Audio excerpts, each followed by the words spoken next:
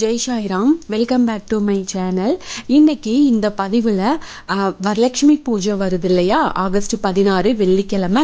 அப்போ நம்ம வரலட்சுமி தாயாரை வீட்டிற்கு அழைத்து வழிபடுவதற்கான நேரமும் பூஜை செய்யும் முறை, அதுக்கப்புறம் கலசம் அமைக்கும் முறை, அதுக்கப்புறம் பார்த்திங்கன்னா யாரெல்லாம் இந்த விரதம் இருக்கலாம், யாரெல்லாம் வழிபாடு செய்யலாம், இந்த விரத வழிபாடு, அதுக்கப்புறம் எத்தனாம் தேதி என்ன டைமில் நாம் பூஜை பண்ணலாம் அப்படிங்கிறத எல்லாத்தையும், அம்பாவை வீட்டுக்கு அழைக்கிற அந்த நல்ல நேரம் எல்லாத்தையுமே இந்த பதிவில் நான் ஷேர் பண்ணுறேன்.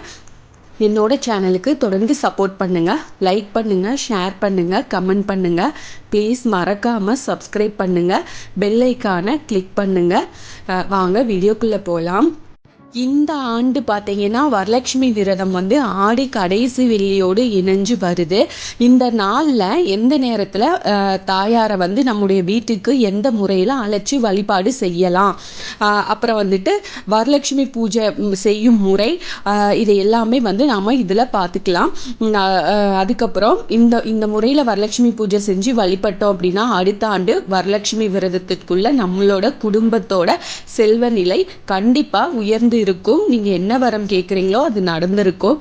வரலட்சுமி விரதம் யாரெல்லாம் இருக்கலாம்னா, இந்த விரதம் மகாலட்சுமியை அழைச்சி வழிபட வேண்டிய முக்கியமான விரதம் தான். அம்பாலோட அருளை பெறுவதற்காக தான் இந்த வரலட்சுமி நோன்பு நாம் கொண்டாடுறோம்.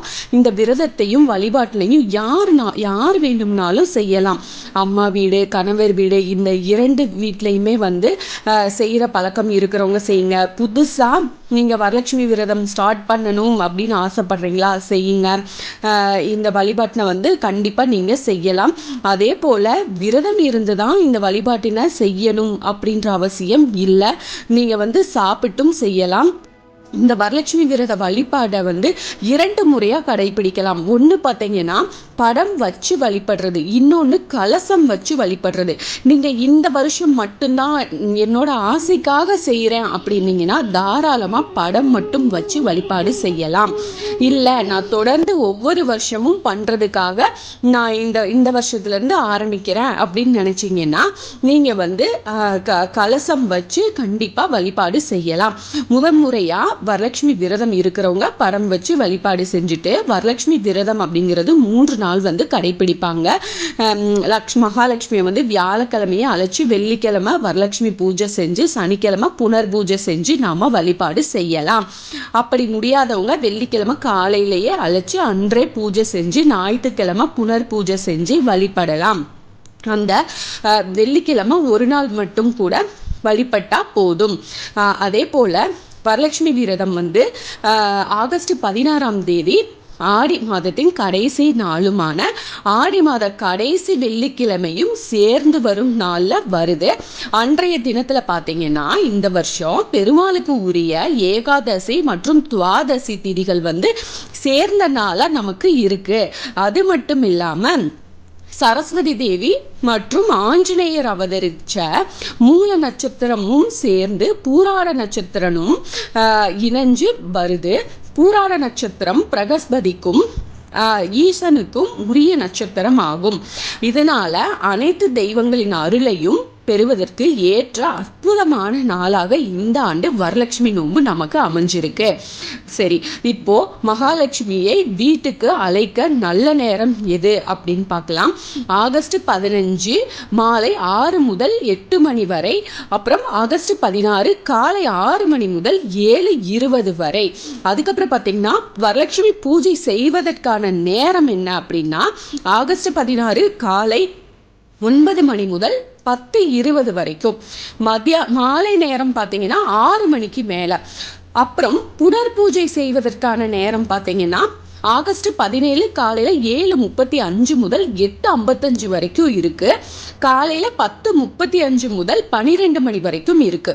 ஆகஸ்ட் 18 பார்த்தீங்கன்னா காலையில் 7:45 முதல் அதுக்கப்புறம் 8:45 வரைக்கும் இருக்கு.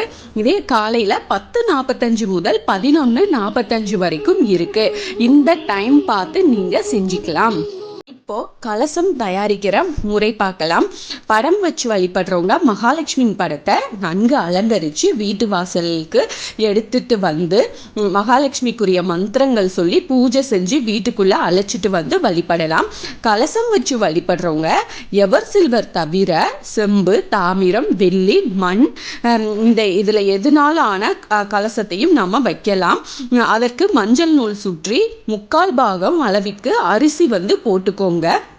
அதுக்கப்புறம் மஞ்சள், குங்குமம், எலுமிச்சை, காதோலை கருகமணி, ஜாதிக்காய், ஏலக்காய், கிராம்பு, மாசிக்காய், நாணயங்கள் இது எல்லாத்தையுமே அதில் போட்டுக்கோங்க. கலசத்துக்குள்ள ஒரு தேங்காயை மஞ்சள் சந்தனம் கலந்து பூசி எடுத்து அதை வந்து கலசத்தின் வாய்ப்பகுதியிலே மாவிளையுடன் சேர்த்து வைக்கணும். அம்பாளின் முகம் வச்சிருக்கிறவங்க முகம் வச்சு புடவை, நகைகள், ஜடை அலங்காரம் இதையெல்லாம் வச்சு ரொம்ப அழகா அலங்காரம் செஞ்சு வச்சுக்கோங்க. அடுத்து பார்த்தீங்கன்னா நெய்வேத்தியம் சொல்ல வேண்டிய மந்திரம். அம்பாலை அலங்கரிச்சுட்டு கலசத்தை வாசலுக்கு எடுத்துட்டு போயிட்டு வீட்டில் மூத்த சுமங்கலி பெண்கள் இருந்தாங்க அப்படின்னா அவங்க வந்து ஆரத்தி காட்டி அம்பாலை வீட்டுக்குள்ள அழைச்சிட்டு வந்து ஒரு மணப்பலகையில் வச்சுக்கலாம்.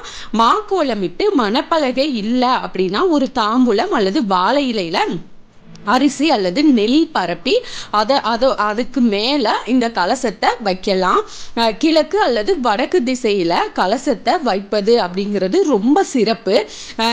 அம்மனுக்கு வந்து பார்த்தீங்கன்னா நெய்வேத்தியமாக வடை, சுண்டல், பருப்பு பாயாசம், சர்க்கரை பொங்கல், வெண்பொங்கல், கொழுக்கட்டை அப்படின்னு நீங்கள் எது வேண்டுமானாலும் உங்கள் வசதிக்கு எது முடியுமோ அதை வந்து செஞ்சு படைக்கலாம். எதுவுமே செய்ய முடியாட்டி ஏதாவது ஒரு எளிமையான ஒரு வந்து ஸ்வீட் ஏதாச்சும் ஒன்று செஞ்சு அம்பாளுக்கு நீங்கள் வையுங்க. அன்றைய தினத்தில் பார்த்தீங்கன்னா அம்பாளுக்குரிய ஸ்தோத்திரம் உங்களுக்கு எது தெரியுதோ அது சொல்லுங்கள். அஷ்டோத்திரம் சொல்லுங்கள் கண்டிப்பாக. அதுக்கப்புறம் கனகதார ஸ்தோத்திரம் இருந்துச்சுன்னா அதை படிங்க. லலிதா சகஸ்ரநாமம் படிங்க. அபிராமி அந்தாதி படிங்க. இது எல்லாம் இதில் எது வேணும்னாலும் நீங்கள் படிக்கலாம். அப்புறம் நம்ம வழிபாட்டு முறை பார்த்தீங்கன்னா வாழைப்பழம், வெற்றிலை பாக்கு வச்சு தாமரை மலர் கிடைச்சது அப்படின்னா கண்டிப்பாக தாமரை மலர் வந்து வைங்க. அப்படி இல்லைன்னா மல்லிகைப்பூ தாராளமாக வைக்கலாம். அர்ச்சனைக்கு துளசி, தீபம், அருகு இதை எல்லாத்தையுமே வைக்கிறது ரொம்ப சிறப்பு. எதுவுமே முடியலையா குங்குமத்தால் பண்ணுங்க. அர்ச்சனை இருந்துச்சுன்னா அர்ச்சனையில் பண்ணுங்க. இதை எல்லாத்தையும் வச்சு நீங்கள் அம்பாளுக்கு அர்ச்சனை கண்டிப்பாக பண்ணலாம். அம்பிகைக்குரிய நாமங்களை சொல்லி அர்ச்சனை செஞ்சு வழிபடலாம். அதோடு நோன்பு சரடை வந்து 2 பூ வச்சு கட்டி அம்பாளோட பாதத்தில் வச்சு பூஜை செஞ்சுக்கணும். இந்த வழிபாடு எல்லாத்தையுமே வெள்ளிக்கிழமை காலையில் 10-20 மணிக்குள்ளாக முடிச்சுட்டு அம்பாளுக்கு ஆரத்தி காட்டிட்டு பூஜையை நிறைவு செய்யணும்.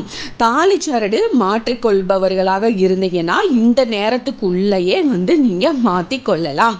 அடுத்து புனர் பூஜை செய்கிற முறை வந்து பார்த்தீங்கன்னா சனிக்கிழமை அல்லது ஞாயிற்றுக்கிழமை புனர் பூஜை செய்கிறவங்க பூஜை அறையில் உள்ள கலசத்தை எடுத்துட்டு சமையல் அறையில் வச்சிருக்கும் அரிசி பாத்திரம் இருக்குது இல்லையா அதில் வந்து வச்சிருங்க. அப்போது எங்கள் வீட்டில் நீ எப்போதும் நிரந்தரமாக வாசம் செய்ய வேண்டும் தாயே அப்படின்னு வீட்டில் எப்போதும் உன்னுடைய அருளும் குறைவில்லாத செல்வமும் இருக்கணும் அப்படின்னும் நீங்கள் அம்பால மனசார வேண்டி கொண்டதுக்கு அப்புறமா மேலே இருக்கிற தேங்காயை எடுத்துட்டு ஏதாவது ஒரு இனிப்பு செய்யறதுக்காக வச்சுக்கோங்க. உள்ளே இருக்கிற நாணயத்தை வீட்டில் பணம் இருக்கும் இடத்துல வச்சுக்கோங்க.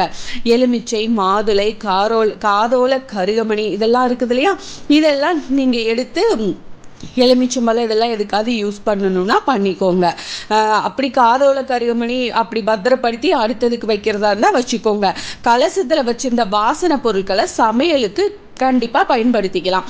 அரிசியில் சக்கரை பொங்கல் வச்சு சாப்பிடுங்க. அதிகமாக இருக்குது அப்படின்னா கிருஷ்ண ஜெயந்திக்கு கூட பட்சணங்கள் செஞ்சு நீங்கள் பயன்படுத்தி கொள்ளலாம். இவ்வளவு தாங்க. நீங்கள் வந்து கண்டிப்பாக நான் சொன்னது எல்லாமே உங்களுக்கு புரிஞ்சிருக்குன்னு நினைக்கிறேன். இதே போல் செஞ்சு பாருங்கள். அம்பால வீட்டுக்கு அழைச்சி வழிபாடு செய்யுங்க. Thank you friends. என்னோட சேனலுக்கு தொடர்ந்து சப்போர்ட் பண்ணுங்கள். லைக் பண்ணுங்கள், ஷேர் பண்ணுங்கள், கமெண்ட் பண்ணுங்கள். ப்ளீஸ் மறக்காமல் சப்ஸ்கிரைப் பண்ணுங்கள். இது போல் ஆன்மீக பதிவுகள் எனக்கு தெரிஞ்ச எல்லாத்தையும் உங்ககிட்ட ஷேர் பண்ணுறேன். மீண்டும் அடுத்த பதிவில் சந்திப்போம்.